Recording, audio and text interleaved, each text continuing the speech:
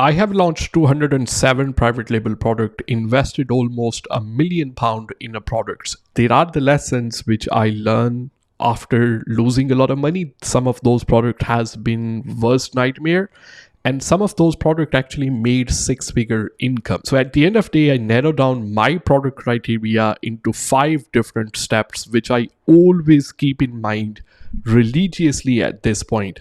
These are things which will be really helpful to you, and I will give you practical examples as well for you to understand what I'm talking about. So let's get started. My name is Zain Shah. On this channel, we talk about how to make money online realistically from the platforms like eBay, Amazon, Shopify, and there are many other things that we talk about which can help you make more money. So if you are first time here, consider subscribing. I will tell you, you won't regret it, and this is free as well. So the first thing that I want to talk about is a buying power. Buying power is something where people don't think twice before they actually buy something. £30 is the figure in the UK and $50 is the limit in United States. So once people go online to buy something from eBay or Amazon, if the price is under £30, they don't think twice. And that's what you want for your products most of the time. Because once they're going to close the application like eBay and Amazon and they go and do something else, they probably will change their mind. Not all the people who buy online, they need those products. A lot of people do online shopping because they are just simply bored and they want to do something different. If your price of the product, retail price of the product is under £30, the chances of your product selling multiple time is going to be higher. And when I talk about this, a lot of people tell me if my maximum price is £30, how I'm going to make profit at the end of the day, because I want to sell high ticket product. I want to make more profit out of them as well. So I will give you one example right here as well. We have a 2-meter iPhone charging cable. We have around £1 profit out of that particular item. Like, it's not a lot of profit. You will just save £1 because the retail price of that is literally $4.99. So we make only £1 profit out of that particular item. So what's happened is that cable actually sells a lot of times in a day. To be very precise, we normally get orders between 150 to 200 orders. So if I calculate based on the numbers, at the end of the month, we actually make around £4,000 to £6,000 profit out of one particular item. So if my cable was, let's say, $12.99 or $14.99, it's a high ticket item because the cables are really cheap, probably 50 pence or 70 pence if you are buying in a bulk from China.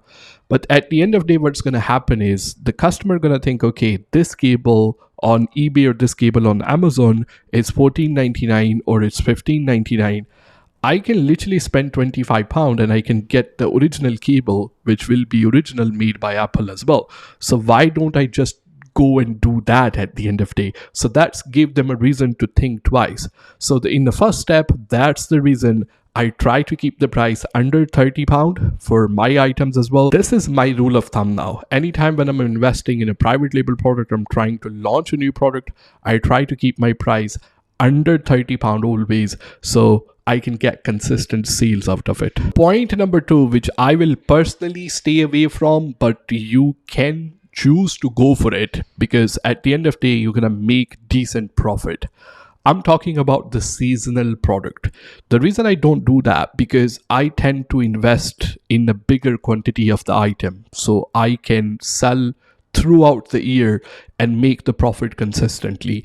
I don't want to go in a product where I will be able to make tons of money in a short period of time, and then what I'm gonna do afterwards, what's happened to those feedback, what happened to those product reviews.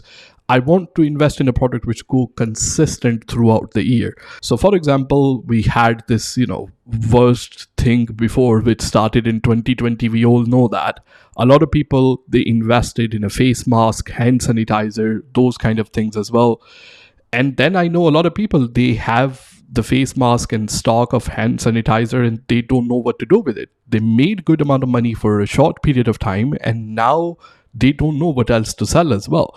So if they had this feedback from the product, which was a long-term product, then they have all the reviews, all the feedback, and throughout the year they will be able to make some business out of it as well. I would rather not make £100 in one day, and I will prefer to probably make £10 every single day. You know what I mean? Because over the period of time, I know that this is the consistent income, and I need consistent income, something to rely on. So the second rule, stay away from the seasonal product. The third thing which I look for is a keyword search volume. Even though your product doesn't expire, but you want to have a product which is not sitting there and taking a space as well. So before you actually buy that product, you want to make sure there is enough demand for that particular product as well. For me personally, I like to look at the search volume, something which is over 70,000 in a month, which means at least minimum 70,000 people are coming to eBay or Amazon. They are looking for that particular item as well. I will show you how to do it as well. So for example, if you go to Zeek Analytics, I will put the link for that inside the description. You can come to title builder right here, and you can put the product that you are looking for. So for example, if you are going to invest in iPhone cable, I will put iPhone cable right here, copy that one, search it, and then it will tell me what is the search volume for these particular item as well. So the keyword for Apple iPhone, this is getting enough search volume right here as well. The cable for Apple cable for iPhone 12, 13 or 12, I mean 727,000. So it means there is enough demand inside the market for this particular item, even though your profit margin is going to be low at the end of the day, because as I said, my minimum is 70,000. So this is a lot above 70,000 for this particular item. So I will know if I launch my product, which is a bit unique, at right price, then I will be able to get enough sales out of it to have a consistent sale throughout the year as well. So my fourth rule of the product is size does matter. And I'm not talking about in that sense. For me, normally, the cost of the shipping from China is always going to be the biggest factor. And the postage for your customer is also going to be a biggest factor as well. So my product shipping rule, the size that I look for normally is something which can fit inside a shoebox. Once we buy the things from China, the shipping rate is going to be cheaper, number one. Second thing, once we post it to the customer, that postage cost is going to be cheaper. And number three, our storage and handling cost is going to be cheaper as well. So I normally, like, these are probably one of the highest three business expenses you can have once you're running the, like, especially e-commerce business on eBay and Amazon. Either you are outsourcing fulfillment or you are doing the shipping and packing and storing the products by yourself as well.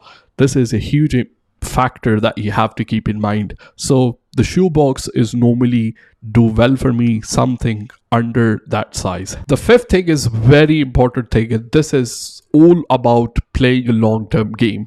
Selling on eBay and Amazon is a long-term game, so you have to really keep in mind from a first day as well.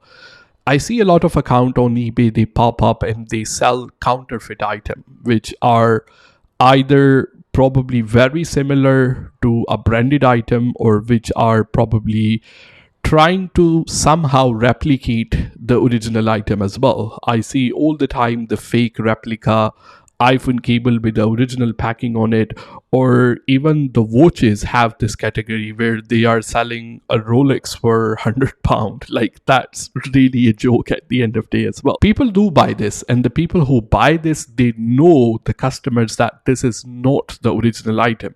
It's not the customer will bother you at the end of the day as well. The thing is, like, these brands are really strict, so they will contact eBay and eBay will take the listing down, and all the time you're gonna have this, like, you know, account banned, account restricted things, all that kind of stuff as well. So I would rather sell a generic item, get less sales, build my feedback, and sell that item over the period of time for the longer run, as compared to going inside selling for probably 10 days or 15 days and then getting my account banned, and then I don't know what to do with the rest of stock as well. How to take these 5 steps and put into some kind of action, put into some kind of things where you can find the products as well.